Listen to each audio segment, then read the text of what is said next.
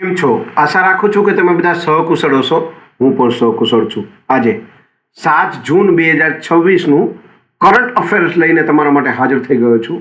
તો ચાલો મોડું ન કરતા આજનો વિડીયો શરૂ કરીએ છીએ. એની પહેલાં કહેવા માંગીશ કે ચેનલ પર નવા છો તો સબસ્ક્રાઈબ કરીને રાખજો. વિડીયો ગમે તો એક લાઇક કરી દેજો. ભાઈબંધ દોસ્તાર ફેમિલી મેમ્બર સાથે વિડીયો શેર જરૂર કરજો. જે પણ લોકો ગવર્મેન્ટ એક્ઝામની તૈયારી કરતા હોય, કારણ કે દરરોજ લોંગ વિડીયોમાં કરંટ અફેર્સ અને શોર્ટ વિડીયોમાં જનરલ નોલેજ લઈ અને આવતો રહું છું અને તમને દરરોજ અપગ્રેડ કરતો રહું છું. તો ચાલો મોડું ન કરતા આજનો વિડીયો શરૂ કરીએ છીએ. 7 જૂન 2026 કરંટ અફેરનો પહેલો પ્રશ્ન છે, ટીમ ઇન્ડિયામાં એન્ટ્રી મેળવનાર સૌથી યુવા ખેલાડી કોણ બન્યો? સાચો જવાબ છે ઓપ્શન એ, વૈભવ સૂર્યવંશી. બીજો પ્રશ્ન છે, નોર્વે ચેસ ખિતાબ જીતનાર પ્રથમ ભારતીય કોણ બન્યા? સાચો જવાબ છે આર, પ્રજ્ઞાનંદન.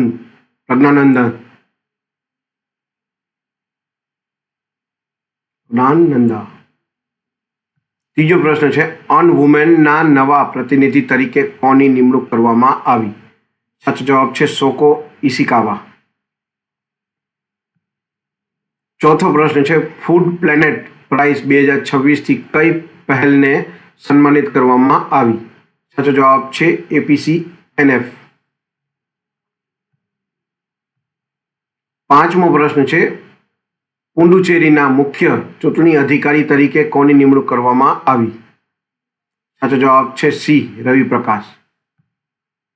છઠ્ઠો પ્રશ્ન છે, વિશ્વ ખાદ્ય સુરક્ષા દિવસ ક્યારે ઉજવવામાં આવે છે? સાચો જવાબ છે 7 જૂનના દિવસે. સાતમો પ્રશ્ન છે, AI ડિઝાઇનર કરાયેલ મેજોરાના 2 ક્વોન્ટમ ચિપ કોના દ્વારા લોન્ચ કરવામાં આવી?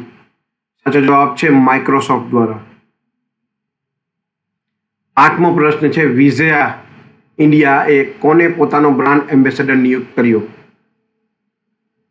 સાચો જવાબ છે શાહરૂખ ખાનને. નવમો પ્રશ્ન છે, અવસાન પામેલા બલવિંદર સિંહ ધાલીવાલ કઈ રમત સાથે સંબંધિત હતા? સાચો જવાબ છે શોર્ટપુટ.